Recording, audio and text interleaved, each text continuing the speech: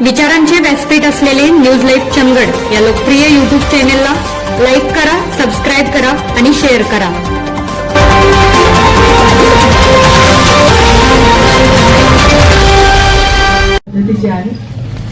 त्यामुळे त्यांना भावपूर्ण श्रद्धांजली अर्पण करते. आज सकाळपासून मी या चंदगड तालुक्यामध्ये फिरतेय. सकाळी एक सभा झाली, आता तुमची आणि नंतर अजून एक तिसरी आहे. आणि त्यावेळेला लोकांचा जो असलेला उत्साह, जो विश्वास लोकप्रतिनिधी माझा भाऊ शिवाजी पाटील याच्यावर आहे, ते बघून मनाला अतिशय आनंद होतो. बंधू भगिनींनो, जिल्हा परिषदेची निवडणूक, आपला जिल्हा कसा असावा, आपला तालुका कसा असावा, आपली गावं कशी असावी याचा विचार करायला लावणारी ही निवडणूक आहे. आणि त्यामुळे जो उत्तम काम करेल, ज्याच्याकडे या तालुक्याचं विकासाचं विजन आहे, त्यांना साथ द्या हे सांगायला आज मी या ठिकाणी आली आहे. जवळपास 50% महिला मतदार आहेत. आणि या महिला मतदार किंवा आमचे भाऊ सुद्धा विविध पक्ष येतात, तुम्हाला सांगतात आम्हाला मतदान द्या. आम्ही सांगतो की भारतीय जनता पार्टीला निवडून द्या. पण भारतीय जनता पार्टीला का निवडून द्या, त्याची अनेक कारणं आणि उदाहरणं आज आपल्या समोर आहेत. माझ्या माय मावल्यांना मला इथं सांगायचं की मैत्रिणींनो, सगळ्यात आधी आपल्यावर कोणी उपकार केले असतील ते महामानव डॉक्टर बाबासाहेब आंबेडकरांनी, ज्यांनी आपल्याला मतदानाचा अधिकार दिला. जर तो मतदानाचा अधिकार दिलाच नसता तर आज तुम्हाला, मला, या ज्या आपल्या उमेदवार उभ्या आहेत यांना कुणीही विचारलं नसतं. पण त्यांनी त्यावेळेला विचार केला की ही 50% मातृशक्ती ही मुख्य प्रवाहात आली पाहिजे. आणि तेव्हापासून आपण मतदान करतो. किती सरकार आला आणि किती गेली, पण या 50% मातृशक्तीसाठी खऱ्या अर्थाने जर काम कोणी केलं ते 2014ला नरेंद्र मोदीजी प्रधानमंत्री झाले. त्यावेळेला त्यांच्या लक्षात आलं की 50% महिला, 50% मातृशक्तीने मला विश्वासाने मत दिलंय, पण आज तिच्याही काही गरजा आहेत. सगळ्यात पहिल्यांदा प्रधानमंत्री म्हणून काम करताना पहिलं काम जर कुठलं केलं असेल तर तुम्हाला आणि मला गावागावात, खेड्याखेड्यामध्ये शौचालय बांधून दिली, संडास बांधून दिले, कारण ते आपल्याकडे नव्हते. थोडस मागे जा, तुमच्या लहानपणचा आठवा. आजी इथं बसलाय, तुम्ही आठवा, कुठं जायचं, रोडवर बसायचा, शेतात बसायचा, गाड्या आल्या का उभा राहा, गाड्या गेल्या का खाली बसा, हे सगळ्यांनी या ठिकाणी केलेलं. केलंय का नाही केलंय? अगं हो का नाही? आता करता का? आता प्रत्येकाच्या घरात संडास आहे. आणि माझ्या भावांनाही मला सांगायचंय, घरची इज्जत ही घरची महिला असते. आणि तुमच्या घरची इज्जत फक्त तुमच्या घरची नाही, माझ्या देशाची इज्जत आहे. आणि माझ्या देशाची इज्जत रस्त्यावर जाणार नाही असा विचार करणारा पहिला प्रधानमंत्री, त्यांचं नाव नरेंद्र मोदी आहे. आणि त्याच्यानंतर विकास आणि विकास चालू झाला. 100 योजना जर असतील मोदी सरकारच्या, तर त्याच्यातल्या 35 योजना या फक्त महिलांसाठी आहे. मुलगी वाचवा, मुलीला जन्म द्या, तिच्यासाठी निधी उपलब्ध करून देणारे पहिले प्रधानमंत्री, त्यांचं नाव मोदीजी आहे. एखादी महिला घरी बाळंतपण करते, तिच्या बाळाला धोका, तिला धोका, मोदीजी म्हणले घरी बाळंतपण करू नका, हॉस्पिटलला जा. प्रधानमंत्री मातृवंदन योजना तुमच्या खात्यात 5,000 रुपये जमा करते. अशा कित्येक योजना मला तुम्हाला सांगता येतील. आज लेकरं आपली आणि काळजी आपल्या देशाच्या प्रधानमंत्र्याला, असा प्रधानमंत्री पहिलाच आपण बघितलाय, ज्याचं नाव नरेंद्र मोदी आहे आणि ते भारतीय जनता पार्टीचे नेते. म्हणून मला सांगायचं की जन्मापासून तर सरणापर्यंत आपल्या सोबत आपल्या उत्कर्षाचा विचार करणारा नेता, भारतीय जनता पार्टीचे प्रधानमंत्री, भारतीय जनता पार्टीचे नेते, प्रधानमंत्री आदरणीय मोदीजी आहेत. त्यांच्याच पावलावर पाऊल ठेवून आज राज्याचे मुख्यमंत्री सुद्धा काम करतायत, ज्यांना आपण सगळेजण आपला देवाभाऊ म्हणून ओळखतो.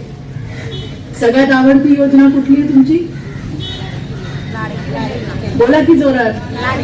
लाडकी बहीण. लाडकी बहीण. लाडक्या बहिणीला फक्त भाषणाने पोट भरत नाही हे सांगणारा नेता देवाभाऊ आहे. महिलांना आर्थिक सक्षम केलं पाहिजे हे सांगणारा नेता देवाभाऊ आहे. आणि मग त्या ठिकाणी लाडकी बहीण योजना आणली. लाडक्या बहीण योजनेने चमत्कार घडवला. मुंबई सारख्या शहरामध्ये, मुंबई पुण्यासारख्या शहरामध्ये कदाचित लोकांना 1,500 रुपयाची शिवाजी किंमत नसावी, पण माझ्या गावखेड्यातल्या एखाद्या ताईला विचारा, अहो बँकेच्या बाजूनी जायला घाबरायचं. आमची खाती आहेत बँकेमध्ये, पण पैसे टाकणारच कुणी नाही. काय करायचं बँकेत जाऊन? आज आमच्या बहिणींना विचारा, बँकेत जाताना ग अगं हो का नाही. मी फार बोलणार नाही, मला माहिती आहे तुम्ही 1 वाजल्यापासून आला, आता 4 वाजले, पण तुम्ही बोललं पाहिजे माझ्याशी, तर मला पण आनंद होईल. मला काही भाषण करता येत नाही, भाषण शिवाजीने केलेलं आहे. मला तुम्हाला हे विचारायचंय, या आधी कधी आपण बँकेमध्ये गेलोय का? आता जाताय का नाही? कशासाठी जाता ग? बघा, आता महिन्याची 8, 9, 10 तारीख आली की आम्ही नवऱ्याच्या मेसेजची वाट बघत नाही, आम्ही लाडक्या बहिणीच्या मेसेजची वाट बघतो. तुला आला का ग, मला आला का ग? कारण आज आमच्या संसाराला हातभार लावणारी अशी ही योजना आहे. आता देवाभाऊ म्हणतात, आता मोदीजी म्हणतात की लाडक्या बहिणीनंतर या बहिणींना मला लखपती दिदी बनवायचंय. अरे कसं बनणार लखपती दिदी? तुम्हाला छोटीसच एक उदाहरण सांगते. एक फोन आहेत का तुमच्याकडे सगळ्यांकडे? एक नंबर सांगते, तो नंबर सेव्ह करा. नंबर आहे 112. कुठला नंबर आहे? 112. कुठला? अगं मागच्या जेवल्याच नाही वाटतं कोणी. नंबर कुठला? 112. आणि भावांनो तुमच्यासाठी पण नंबर आहे तो. कुठे अडलात? कोणी विकृत हरामखोर तुम्हाला त्रास देत असेल, तुम्ही कुठेही असा, कोल्हापूरला असा, सोलापूरला असा, साताऱ्याला असा, पुण्याला असा, ठाण्याला असा, कुठला नंबर डायल करायचा? 112 नंबर डायल केला तर तुम्ही जिथं असाल त्याचं लोकेशन पोलिसांना मिळतं आणि पुढच्या 5व्या मिनिटाला पोलीस तुमच्या मदतीसाठी येतात. हा नंबर सुद्धा देवा भाऊने मैत्रिणींनो तुमच्या सेफ्टीसाठी, तुमच्या सुरक्षेसाठी केलाय. आता विषय होता लखपती दिदीचा. छोटस उदाहरण सांगते. आम्हाला बरेच फोन येतात, त्यातले बऱ्यापैकी फोन रात्री अपरात्री असतात. ताई तिकडून फोन करून सांगते, काय सांगते? ताई नवऱ्याने मारलंय, मला मारलं, लेकरांना मारलं आणि म्हणाला निघ माझ्या घरातून बाहेर, आणि मला घराच्या बाहेर काढलं. आम्ही तिला विचारतो कुठे आहे तू आता? म्हणते कुठे जाणार, घराच्या बाहेर बसलीये मी. तिलाही सांगतो कुठला नंबर डायल कर? 112. पोलीस येतात, आम्ही पोलिसांशी बोलतो, जरा आमच्या पाहुण्याला समज द्या आणि आमच्या बहिणीला घरामध्ये घ्या.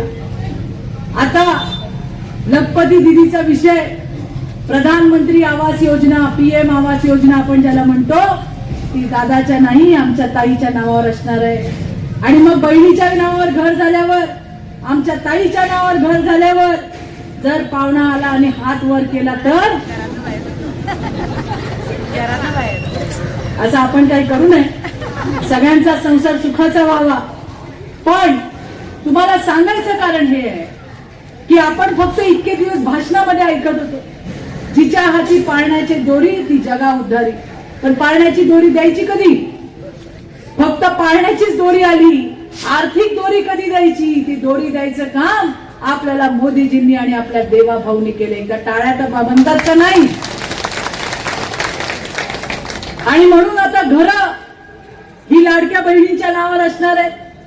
तुम्ही ज्या वेळेला भावांनो एखाद्या धंद्यासाठी कर्ज काढता, तेव्हा तुम्हालाही सांगितलं जातं की घरातल्या महिलेच्या नावावर कर्ज घेतलं तर तुम्हाला त्याच्यामध्ये टॅक्स मध्ये बेनिफिट मिळेल, तुम्हाला कन्सेशन मिळेल.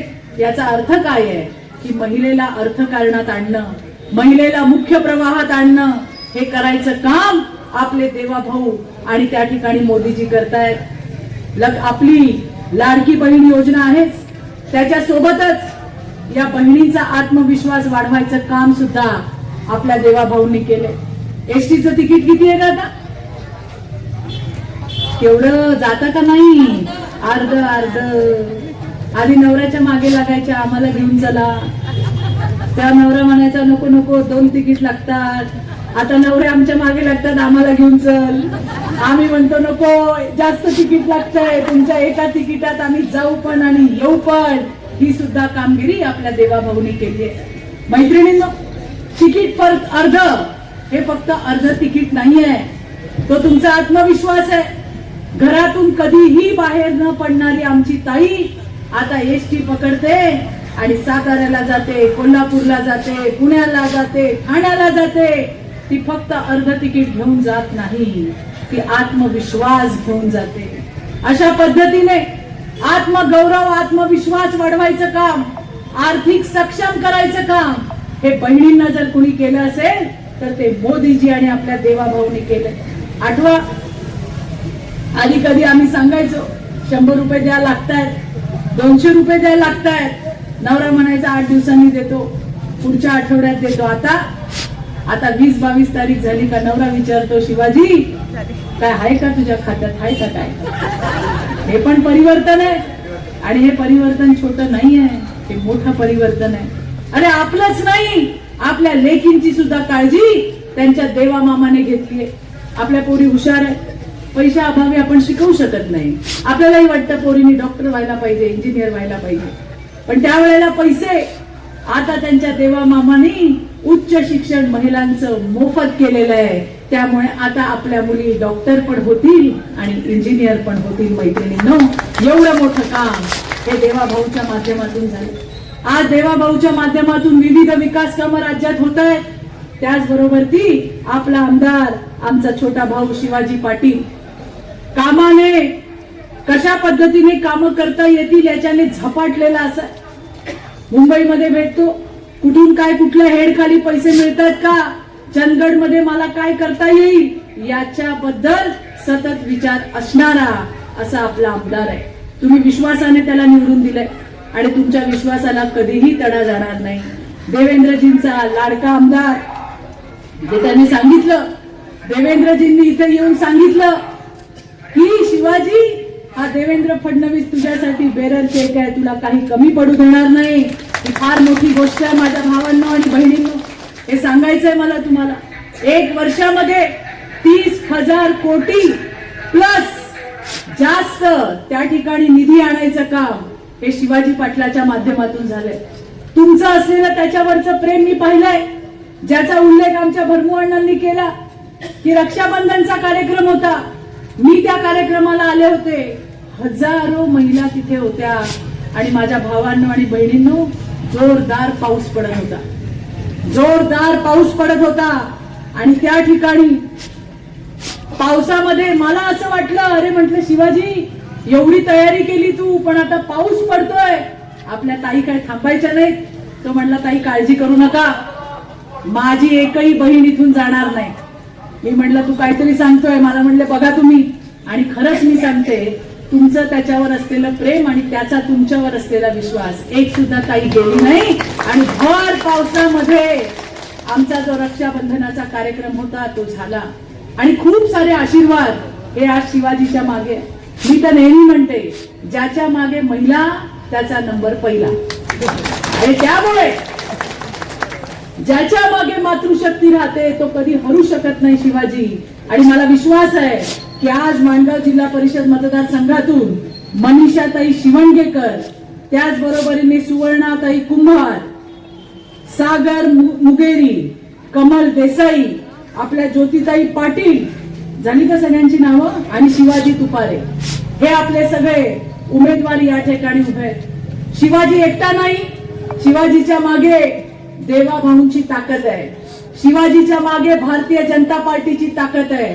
तसे हे सुद्धा सगळे जे उमेदवार आहेत हे एकटे नाही आहेत, त्यांच्या मागे शिवाजीची ताकद, देवाभाऊची ताकद, संपूर्ण भारतीय जनता पार्टीची ताकद आहे. तुमच्या आशीर्वादाने केंद्रामध्ये मोदीजींचं सरकार आहे, तुमच्या आशीर्वादाने राज्यामध्ये महायुतीचं सरकार आणि त्याचे मुख्यमंत्री जे आहेत ते देवाभाऊ आहेत.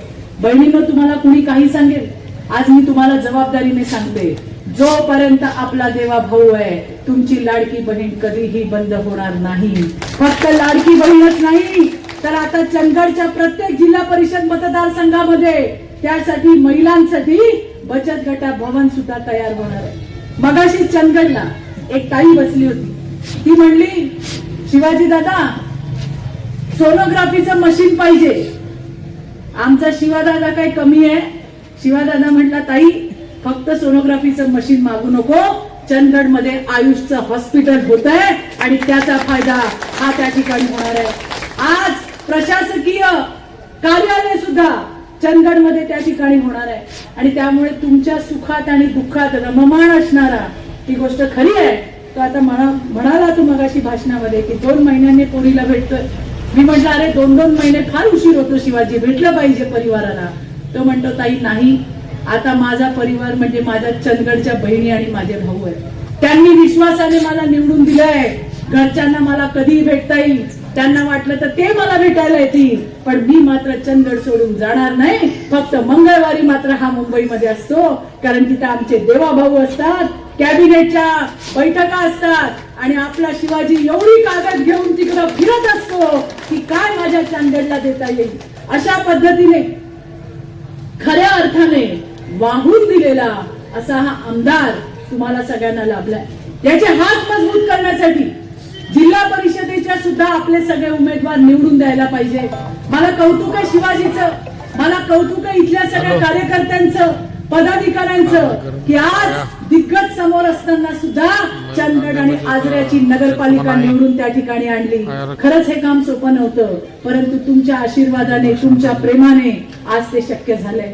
आणि म्हणून नगरपालिका असेल किंवा जिल्हा परिषद असेल, राज्यामध्ये देशात केंद्र सरकार भाजप, राज्यामध्ये महायुतीमध्ये भाजप आणि आता इथे सुद्धा स्थानिक स्वराज्य संस्थेमध्ये भाजप निवडून आलं तर निश्चितपणे या भागाचा विकास झाल्याशिवाय राहणार नाही, हा मला सुद्धा त्या ठिकाणी विश्वास आहे. आणि म्हणून येणाऱ्या 7 तारखेला आपल्याला कमळासमोरचं बटन दाबून मोठ्या संख्येने आपल्या या 6 उमेदवारांना, 6च आहेत ना, 2 गटाचे 6 आहेत ना, 6 उमेदवारांना त्या ठिकाणी निवडून आणायचंय.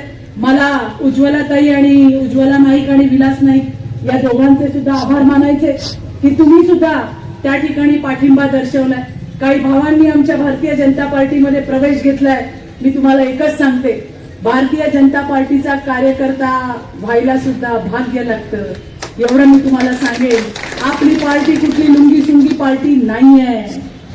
ही राज्यातली किंवा देशातली नाही, जगातली सगळ्यात मोठी पार्टी आहे आणि त्या पार्टीचे आपण कार्यकर्ते आहोत, याचा नितांत असा अभिमान आहे.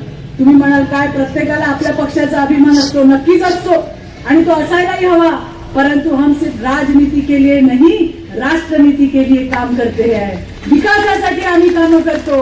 कुणावरती टीका टिप्पणी करत वेळ वाया घालवण्यापेक्षा ज्या जनता जनार्दनाने आम्हाला निवडून दिलंय त्याच्या सुखात आणि दुःखात रममाण होण्याचं काम हे भारतीय जनता पार्टीचे आमचे नेते देवेंद्रजी करत असतात. बघा, नगरपालिकेचे निवडणुका झाल्या, 1 नंबरची पार्टी कुठली? भारतीय जनता पार्टी. महानगरपालिकांच्या निवडणुका झाल्या, 1 नंबरची पार्टी कुठली? भारतीय जनता पार्टी. आता जिल्हा परिषदेच्या 12 जिल्ह्यांमध्ये ज्या निवडणुका होऊ घातल्या आहेत त्याच्यामध्ये सुद्धा विश्वासाने आणि जबाबदारीने मी तुम्हाला सांगते, भारतीय जनता पार्टी ही 1 नंबरची पार्टी असेल. तुमचं प्रेम, आशीर्वाद, तुमचा स्नेह हा भारतीय जनता पार्टी आणि आमच्या शिवाजी सोबत कायम असू द्या, एवढं आपल्या सगळ्यांना नम्र विनंती करते. जाता जाता जरा घोषणा द्यायच्या का? द्याल का सगळं? चला, भारत माता की. हात वर ताई, हात वर. 1 वाजेपासून आलाय तुमचा आळस झटकावा म्हणून मी सांगितले. भारत माता की.